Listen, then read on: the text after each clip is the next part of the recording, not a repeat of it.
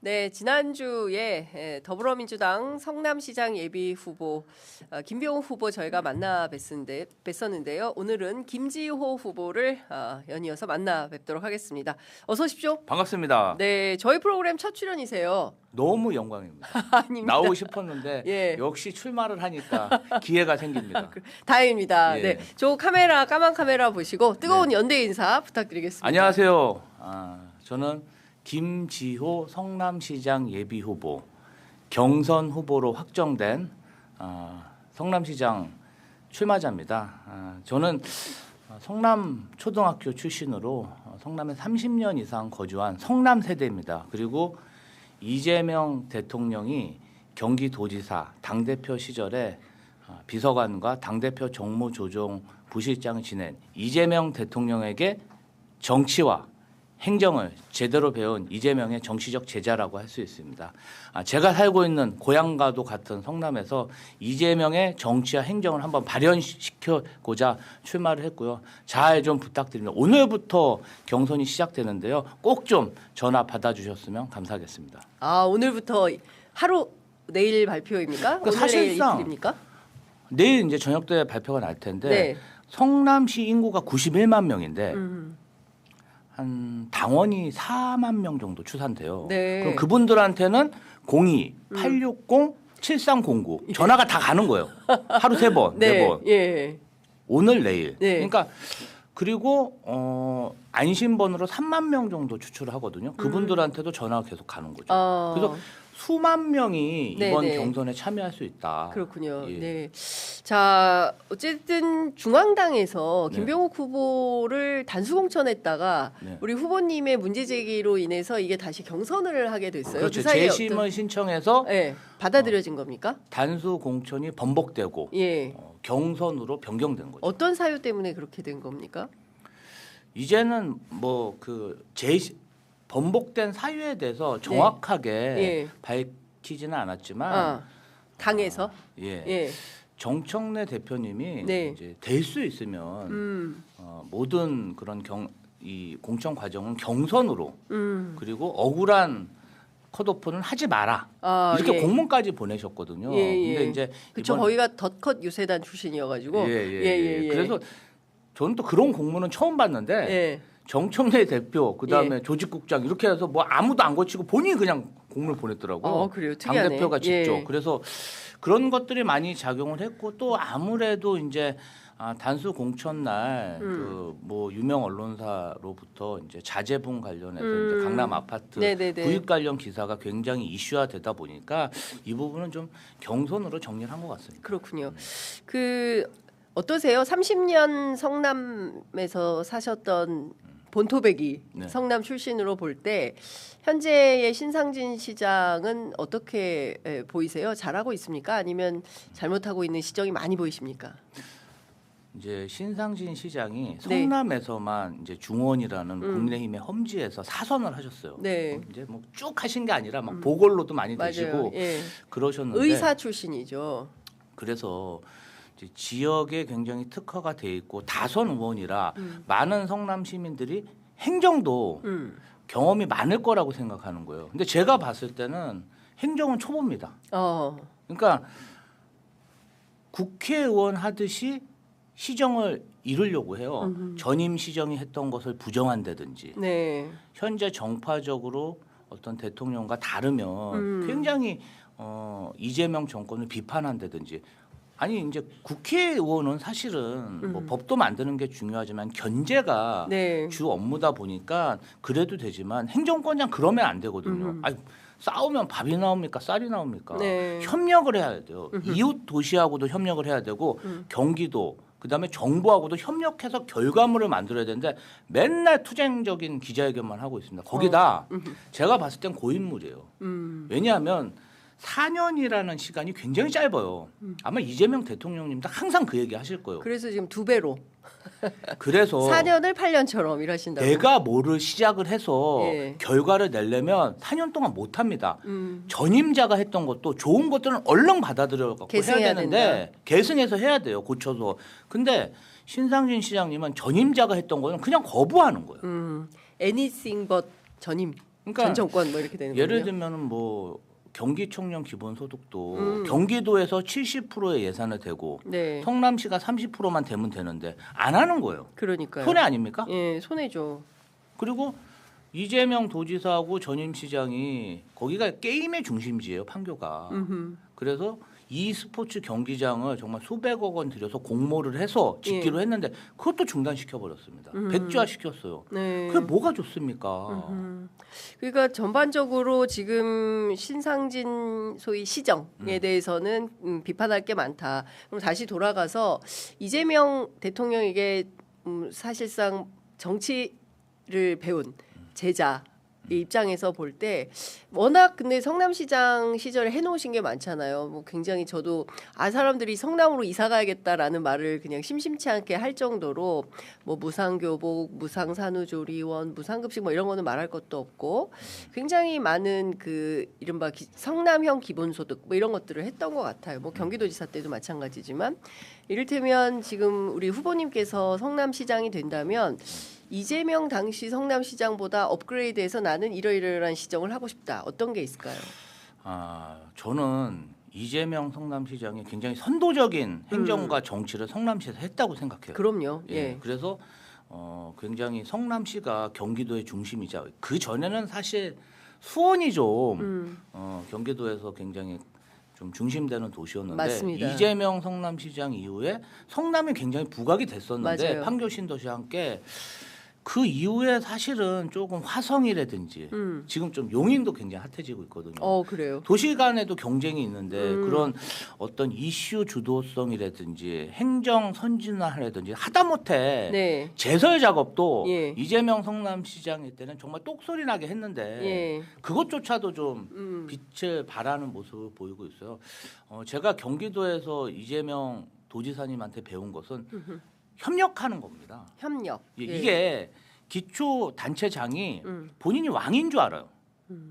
사실은 그 밑에 있는 직원들이 하도 많고 네. 이러다 보니까 그냥 뭐 우리 성남시 공무원이 몇 명 정도 돼요? 한 4,000명 정도 될 거예요. 와, 엄청나게 많구나. 우리 시에 있는 예산으로 예. 그냥 내가 뭐 이렇게 생각한 대로 하면 되지 예. 이렇게 생각하지만 저는 그거 잘못됐다고 생각해요. 인접하고 왜냐하면 성남도 해결하지 못하는 대체 주거지 문제라든지 네. 교통이라든지 그럼 경기도와 인접 시군과 협력해서 일을 추진해야 되거든요. 근데 제가 경기도에서 보니까 시군 단체장들이 그런 마인드가 있는 분들이 안 계시더라고요. 그래서 사실 상당수 많은 경기도의 좋은 예산들이나 정책들이 수원에서 많이 주도를 합니다. 왜냐하면 수원 도청 소재지니까 수원하고 의정부에서 많이 혜택을 보더라고요. 그런 게 굉장히 아쉬웠고 지금 이제 성남의 가장 큰 고민은 재개발 재건축입니다. 한 100개 단지 정도 추진되는데 네.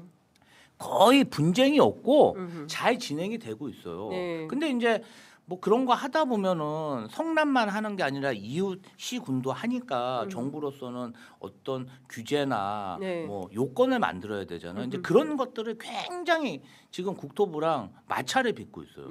그럼 해결되는 게 없습니다. 예. 인접 시군과 연결해서 대체 주거지도 개발하고 네. 그리고 국토부랑 잘 협력해서 그 포션을 넓혀야 되는데 그런 게 아쉽고 경기도의 모든 시군이 다 겪는 문제인데 지하철 문제가 가장 심각합니다. 지하철. 다 비교적 잘 되어 있는 거 아닙니까? 잘 돼 있는데 부족하죠. 제가 보니까 뭐 지역으로 내려가 보니까 뭐 그 서부 경남 뭐 이런 데 같은 경우는 아예 뭐 대중교통 자체가 울산만 하더라도 그렇고요. 방금 전에 김상우 의원 오셨는데 뭐 그런 측면에서 보자면 그래도 수도권은 좀 잘 돼 있는 거 아니에요? 지하철 문제. 근데 이제 인구 밀집으로 봐야죠. 인구 밀집. 성남은 인구 밀집이 굉장히 돼 있는 데인데 네. 아무래도 서울보다 지하철 건설이 떨어지다 보니까 예. 예를 들면은 그 광주 오포, 예. 서현 예. 이런 데는요 정말 그 트래픽 잼이 엄청 심합니다. 차가 막 지나다니지 못할 정도로. 그런데 난개발하기 전에 지하철 건설을 했었어야 되는데 그게 이제 부족한 거죠. 이재명 대통령이 성남시장 시절에 제가 이제 2014년 그 재선할 때 캠프에 있었거든요. 그때 8호선을 판교, 예. 그다음에 서현, 예. 오포까지 연결하는 공약을 했어요. 네. 대통령이 되셔서 그걸 지금 추진하고 있어요. 그러니까 그러니까 그렇듯이 예. 뭔가 좀 중앙 정부와 협력해가지고 예. 이 국철이나 지방정부 협력해서 그걸 끌어내야 되는데 예. 지금 성남시정은 예. 다 제가 볼 반대만 하고 때는 있다. 그냥 막 투쟁만 하는 거야. 뭐 내놔라. 그럼 줄 것도 안 줘요. 예. 그렇잖아. 설득을 해야죠. 그런 저는 방식의 정치는 안 되겠다. 투쟁하는 시장이 아니라 음. 매일 협력하는 그런 시장이 되고 싶습니다. 알겠습니다. 그 워낙 정치 시사 방송에 많이 출연하셔서 네. 저희가 여쭙고 싶은 것은 이번 지방선거뿐만 아니라 재보선도 진행 중에 있지 그렇죠. 않습니까? 보면 막 뭐 내일 뭐 누가 어디에 나오네, 뭐 한동훈 대표 같은 경우에는 이미 부산 북갑으로 정했다, 뭐 이런 보도가 쭉 나오고 있던데 이번에 보니까 많으면은 뭐 열 몇 개까지도 나올 수 있을 그렇죠. 것 같아요. 재보선 지역구가. 재보선 좀 어떻게 보고 계세요? 어떻게 전망하십니까? 지금 재보선도 민주당이 유리하죠. 유리한데 예. 사실 이제 우리 모든 민주 당원들의 관심은 부산 북갑이죠. 부산 북갑. 이게 예. 왜냐하면은 예. 부산이라는 데가 예. 우리 그 노무현 대통령이 정말 이루고자 한 그 지역주의 타파의 상징과도 같은 곳이잖아요. 네. 거기 계속 그냥 북갑에 노크해가지고 그러면 누가 가야 됩니까? 민주당에서 어느 후보가 가야 됩니까? 지금 이제 거론되는 분은 하정우? 하정우 AI 수석으로 예. 지금 거론되고 있습니다. 뭐 대통령께서 뭐 그렇게 누가 자꾸 불러 세우는데 글로 흔들리면 안 된다라고 딱 중심을 잡으신 거 아닙니까? 글쎄 이제 비서라는 말이 예. 국어 사전을 찾아보면은 아마 비밀, 기밀을 다루는 사람일 거예요. 네. 근데 대통령실에 있는 수석급 이상 그리고 이렇게 언론에 나오시는 분들은 사실상 어떤 본질적인 비서의 역할보다는 정치인적 성격도 강하지 않을까요? 그런 분들은 언제든지 정치인으로서 출마해서 네. 당에 선당후사 해야 된다. 저는 그렇게 생각하고요. 아. 자, 전재수 부산시장 후보가 우리 민주당의 진정성, 지역주의 타파, 노무현 대통령의 어떤 정말 그런 승계하는 승계자죠. 예. 후계자죠. 그것만 가지고 그러면 부산 시민들의 마음을 얻을 수 있냐? 저는 업그레이드 돼야 된다고 생각해요. 네. 부산 시민들이 원하는 먹고 살 거를 갖다 줘야죠. 그게 바로 해양수산부 이전이었고요. 네. 초대 해양수산부 장관이 전재수 또 후보가 된 거 아니겠습니까? 그러면 지금 대한민국의 정말 떠들썩한 산업이 뭡니까? 어떤 국민의힘 인사는 뭐 이 지역 사람들이 AI 수속을 모를 거다 이런 망발을 했다고 하던데 저는 뭐 믿을 수 없었는데 어쨌든 이재명 대통령과 대한민국을 떠들썩하게 하는 산업 기반 AI 수석이 그 지역 가서 출마한다 그러면 부산에 우리 대한민국의 미래를 맡기는 거 아니겠습니까? 그렇다면 저는 부산 시민들이 민주당을 선택해 주실 거라 생각합니다. 아유 강력하게 주장을 하셔가지고. 근데 대통령한테 부담은 안 주셨으면 좋겠어요. 예. 대통령 정치적 중심 쳐야죠. 출마는 본인이 선택하셨으면 좋겠습니다. 대통령한테 미루시면 안 됩니다. 대통령한테 허락받는 모습을 취하지 말고. 그거는 너무 본인의, 대통령한테 부담을. 본인은 좋겠죠. 예. 그러나 그 부담은 제가 또 이재명의 제자기 때문에 이재명의 제자. 네. 예, 오늘 이재명의 제자를 밀고 계시는데 하정우 수석은 선당후사가 맞다. 그런데 출마 여부는 본인이 결정해야 한다. 그거를 대통령께 미루는 것은 정치인답지 못하다. 아니 뭐 못하다는 건 아닌데 이제 어떻게 봐야 안 그랬었으면 좋겠고 안 그러면 좋겠다. 대통령님이 예. 이런 공개적인 자리에서 하 GPT 뭐 작업당하고 있다면서요. 예. 그러시면 안 됩니다. 이 예. 얘기가 예, 어떻게 그 30년 이재명 대통령과 함께 정치해 온 그 촉으로 볼 때 이재명 대통령의 그 워딩은 어떻게 이해해야 됩니까? 하지 말라는 겁니까? 하라는 겁니까? 우리 이재명 대통령님은요. 예. 그 말씀하시는 무게와 예. 이 단어가 예. 어떻게 반영될지에 대해서 깊이 고민하고 얘기하시는 분이에요. 근데 이 말이 무슨 정색을 하고 이야기한 게 아니잖아요. 예. 굉장히 농담식으로 얘기한 거 아닙니까? 그 단어들 자체도 보면. 예. 그러면 하정우 AI 수석의 어떤 인지도라든지 지금 화제가 되는 것에서 거론해 줌으로 인해서 뭔가 좀 화제성을 올렸다. 네. 실제로 어떤 생각으로 말씀하셨는지는 제가 옆에 없으니까 모르죠. 하지만 제가 정치적으로 해석을 해보면 네. 평론적으로 해석을 해보면 만약에 하정우 AI 수석이 출마했을 때 큰 선물을 줬다. 그 예를 들면 전재수 후보, 예. 이재명 대통령, 정청래 당대표가 서로 이렇게 티키타카로 주고 받듯이 네. 하정우 수석을 점점점 수면 위로 올리고 있지 않습니까? 네. 사실은 하며들고 있어요. 아니 이제 그게 뭐냐면은 예. 아무리 이제 뭐 그래도 이런 유력 인사들이 이렇게 후견인식으로 얘기해 주는 거와 얘기 안 해주는 건 큰 차이가 있는 건 맞잖아요. 네, 그렇죠. 그러면 저 우상호 정무수석 같은 경우에는 하정우 수석 출마는 좀 어렵게 된 거다 이렇게 분석을 하셨는데 전혀 다른 분석을 하시는 상황인 거네요. 출마 가능성이 오히려 높다 이렇게 보시는 거네요. 우리 출마 안 할 거면 왜 언론에 다니면서 인터뷰를 하고 수석 비서관도 예. 비서의 일종인데 네. 그 이재명 대통령 주변에 있는 그 전통적인 비서들은요 언론 노출을 굉장히 꺼려합니다. 거의 안 하시죠. 예. 예. 근데 그런 게 아니잖아요. 예. 그럼 어느 정도 정치를 한다는 의미 아닙니까? 그렇게 해석하는 게 맞다. 아니 알겠습니다. 물론 이제 우상호 후보님 말씀도 네. 이제 평소 성품이나 이런 예. 걸 봤을 때 종합적으로 이야기하셨겠지만 제 생각으로는 제 분석으로는 예.